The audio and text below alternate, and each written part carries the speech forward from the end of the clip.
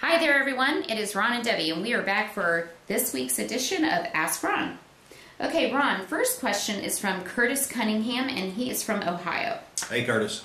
When working with FSBOs, does the $10 money deposit apply to all state or certain states? It has nothing to do with the state, Curtis. It's just a $10 deposit, and honestly whether you use it or not, it's kind of moot because it's consideration, but you don't have to have money for consideration. With one warning now, if you put in a contract that you give them a $10 deposit and then you don't give them the deposit, they could easily get out of that contract. But money's not required. It's just that people like to see money as the consideration. When we go out and lease option properties from the seller, they sign the lease option agreement in their home. We don't give them any money at all.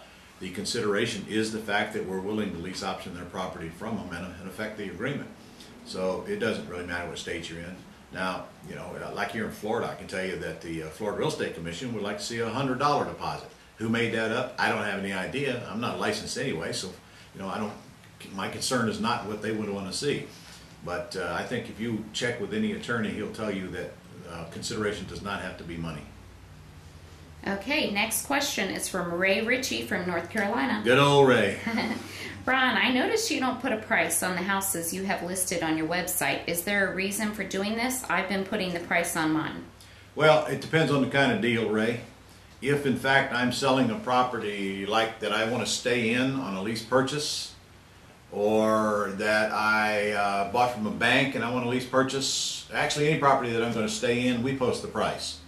So probably the ones you see without a price are the axe deals, and it's kind of hard to post the price because the price is whatever the loan balance is, but then again if I post that, then that's what's in the mind of the buyer, and now my assignment fee comes in on top of that. So we just don't post the price. We usually post a payment in those cases if I'm not mistaken, but not the price. So again, it depends on the kind of deal.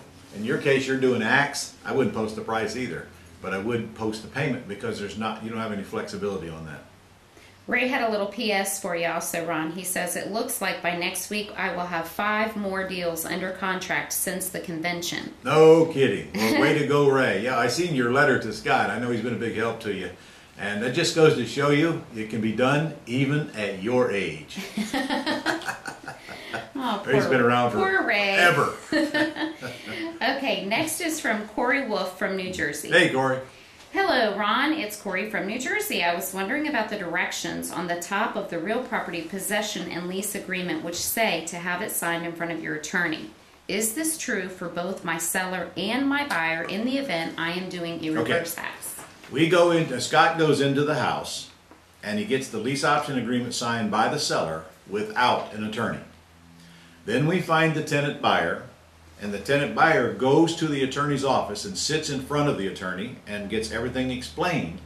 Simultaneously, the attorney contacts the seller and gets anything else signed he wants signed, and makes sure the seller is clear on everything that happened and gets oral and usually written consent from the seller, just so we can have it in the file.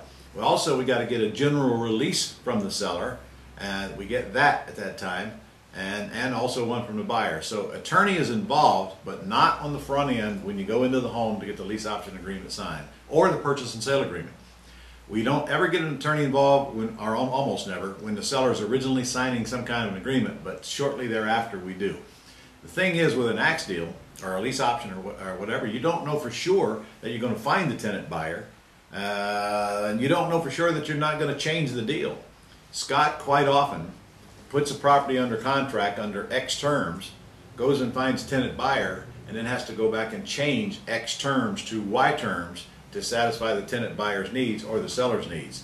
So when you get, everybody's got a meeting of the mind is when we bring an attorney in the deal.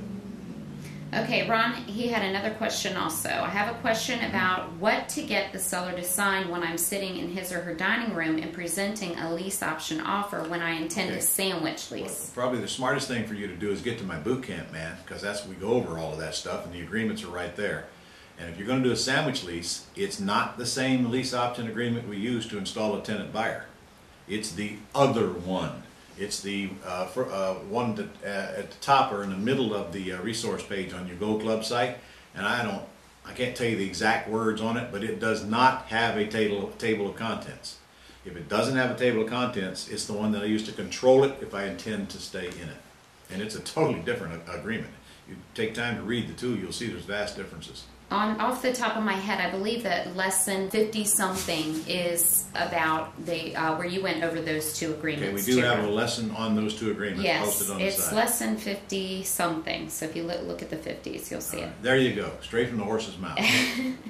Okay, next is Spencer Cook from Mississippi. Hey, Spencer. Okay, I have a property under contract with owner financing. Here are the details.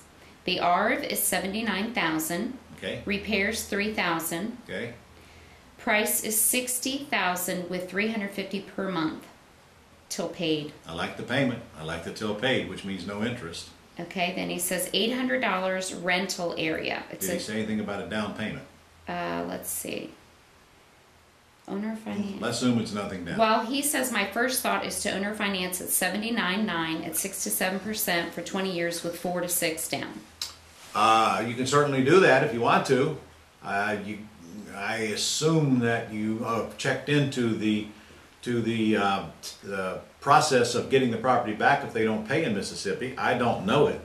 If it's not egregious and take forever, then yeah, sell it with owner financing. But you know, I wouldn't do it in Florida. I can tell you that, because it's going to take 6 to 8 months minimum to get the thing back if I had to foreclose on it, which is why we installed lease option tenant buyers in the houses so we can just evict them.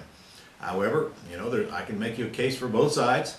You sell it with owner financing, you're done, you're out. You don't have to worry about taxes, insurance, or any of that stuff. You just collect the payment and make the seller a payment. You got a nice little spread. Nothing wrong with that. Of course, you can do the same thing with the lease purchase. Put them in there and make them responsible for all of the repairs. So you got to decide which one of those fits your model and your business plan and your lifestyle the best. Either one of them is good, so you did a good deal there. Even though you paid $60 and you're only selling for $79,900, you got sweetheart terms, sweetheart terms on that thing, paying out $300 a month, principal owners, then interest principal only, and that's what makes it a good deal. Okay. Alrighty. Last question is from Barbara Carton from Indiana. Hey, Barbara. Dear Ron, I would like to get private money in order to wholesale and flip REOs. What, if any, paperwork would I have to provide the lender, since technically I would not take possession of the property? Is a promissory note required? Wait a minute. Well, I assume we're talking about the private money lender, not the lender you're buying the property from. You provide no paperwork. The attorney does all of the paperwork. And when you borrow the money to buy the property, the lender will get a mortgage or deed of trust and the original note. They'll get the mortgage after it's recorded, and usually they have the attorney send it to them, or have the courthouse send it to them after it's recorded. They will get whatever else you want to give them beyond that. They're going to have fire insurance and title insurance, so you're going to have to buy a title insurance policy and have them named as the mortgagee on the fire insurance policy. And if you want to give them the HUD-1 statement, you can do that. But honestly, I'd be very cautious about that. I would prefer not to provide my private lender with a document showing any of the other business except the loan. Now, I tell you what you can do. You can have your closing attorney or title company, or whoever you're using, make out a HUD-1 just for the loan, so that your lender just sees the loan and the expenses that are coming out of that check that your attorney is going to disburse. But if your lender knows what you're paying for the property, and generally they do, it's not a big deal. But if they don't know and you don't want them to know, then you probably don't want to provide them with a HUD-1. We also provide comps. We really don't provide appraisals. In my opinion, they're rather worthless. Comps is what they're going to use anyway. And honestly, if a lender makes me get an appraisal, I probably would move on rather than getting it, because the problem with the appraisals today is that they use these, some of them use these bank-owned properties and just appraise them so low that it's ridiculous. In fact, I just had one like that. I provided comps, and I know what the value is. I mean, I know the value is better than the appraisers, but they're using these crappy junker sales and not doing a very good job of finding the arm's length to owner-occupied. So that's all you really need. It's a matter of getting the attorney to provide a decent package to the lender, and you making sure the lender knows what they're going to get, and don't overpromise them a bunch of crap that they don't really care about anyway. Okay, Ron, that's all we have for this week. All right, guys, see you next week.